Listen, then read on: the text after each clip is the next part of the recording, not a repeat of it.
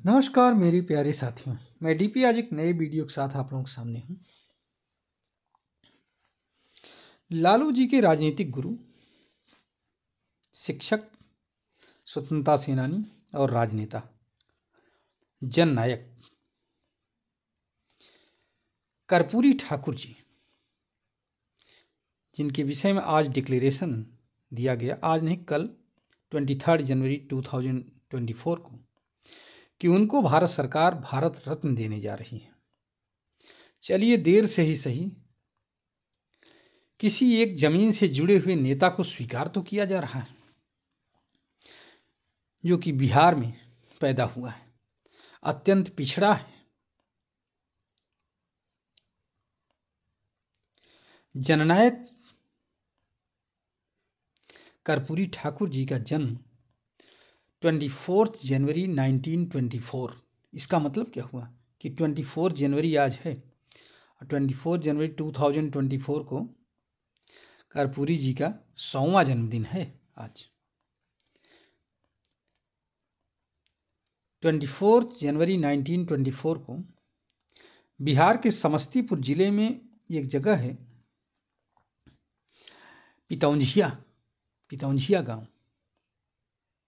वहां पर पैदा हुए। इनके पिताजी का नाम गोकुल ठाकुर था और माता जी का नाम राम दुलारी देवी था। गांव में रहते थे, नाई परिवार में पैदा हुए थे। पिताजी वहीं पेशेवर नाई थे, बाल काटने का काम करते थे। विद्यार्थी जीवन से ही आंदोलन से जुड़े हुए थे। जननायक कहा जाता था इन्हें, इसीलिए विद्यार्थी जीवन से एक दो बार अपने भाषणों की वजह से जेल जा चुके थे। बाद में तो जेपी आंदोलन से जुड़ गए, जयप्रकाश नारायण जी के। प्रजा सोशलिस्ट पार्टी के पहले सदस्य थे, फिर जनता पार्टी में शामिल हो गए। वहीं प्रजा सोशलिस्ट पार्टी जनता पार्टी में शामिल हो गई थी। फिर जनता दल बना तो जनता दल में हो गए।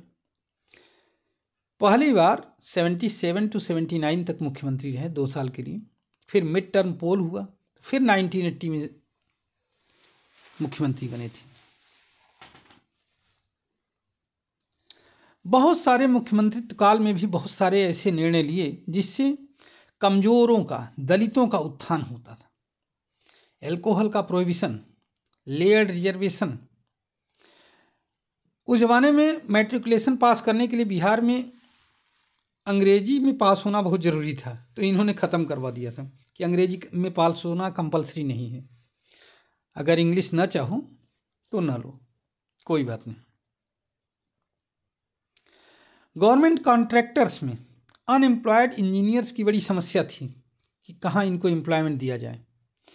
तो नीतीश कुमार भी उस समय थे, तो वो काफ़ी धरना प्रदर्शन करते थे। तो इन्होंने कहा कि भाई गवर्नमेंट कॉन्ट्रैक्ट में अनएम्प्लॉयड इंजीनियर्स को वरीयता दे दी जाए। बहुत सारे ऐसे बदलाव जमीनी स्तर के किए जिनसे सामाजिक न्याय को बल मिलता है। पूरा जीवन सादगी के साथ, इसीलिए मैंने ब्लैक एंड वाइट फोटो भी लगाया है, आप लोग देख सकते हैं इसमें फोटो। ये दैनिक जागरण से मैंने लिया है, फोटो खींचा है।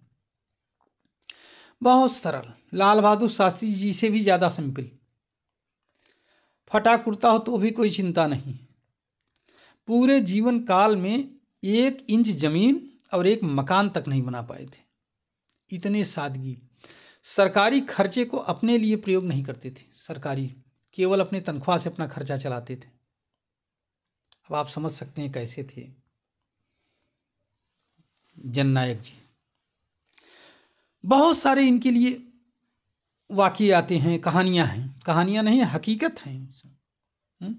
कि एक बार इन्हीं के मुख्यमंत्रित्व काल में मतलब कि सांसदों के लिए, नेताओं के लिए, राज्य के नेताओं के लिए कॉलोनी बनाने का निर्णय हुआ कि सभी नेताओं को 1-1 मकान दे दिया जाए पटना में।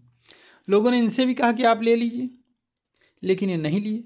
जब लोगों ने पूछा आपने लिया क्यों नहीं, तो बस हाथ जोड़ लेते थे। 17 फरवरी 1988 को पटना में निधन हुआ।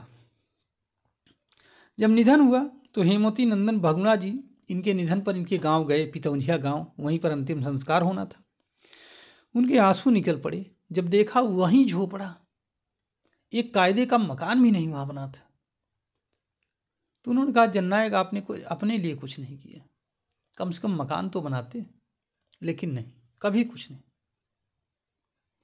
बहुत सारे ऐसे उदाहरण आते हैं। एक बार जेपी के बर्थडे पर गए, जन्मदिन पर, वहाँ फटाहा कुर्ता पहने थे। तो चंद्रशेखर जो मुख्य प्रधानमंत्री रहे थे भारत के, चंद्रशेखर जी ने कहा, लोगों से कहा भाई कुछ पैसा इकट्ठा करो तो मुख्यमंत्री कर्पूरी बाबू का कुर्ता तो बदलवा दिया जाए, फटा हुआ है।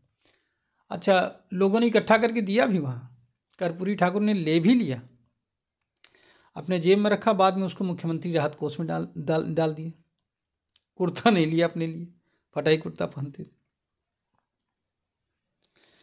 लेकिन अपने सादगी पूर्ण विचारधारा, सादगी से रहते हुए भी उच्च विचारधारा, ऐसे निर्णयों के लिए फेमस थे जो सामाजिक न्याय के लिए समरसता को बढ़ाएं। ऐसे थे कर्पूरी जी हमारे। उनका नारा था कि अधिकार चाहो तो लड़ना सीखो, पग पग पर अड़ना सीखो, जीना है तो मरना सीखो। आइए इसी नारे के साथ हम लोग भी अधिकार चाहो तो लड़ना सीखो, पग पग पर अड़ना सीखो, जीना है तो मरना सीखो। जननायक की सादगी को अपने दिमाग में रखते हुए, उच्च विचारधारा को अपने दिमाग में रखते हुए भारत सरकार को भी धन्यवाद देते हैं कि उन्होंने चलो देर से ही सही लेकिन एक निर्णय तो लिया जिससे एक किसी वंचित शोषित व्यक्ति को जगह मिली।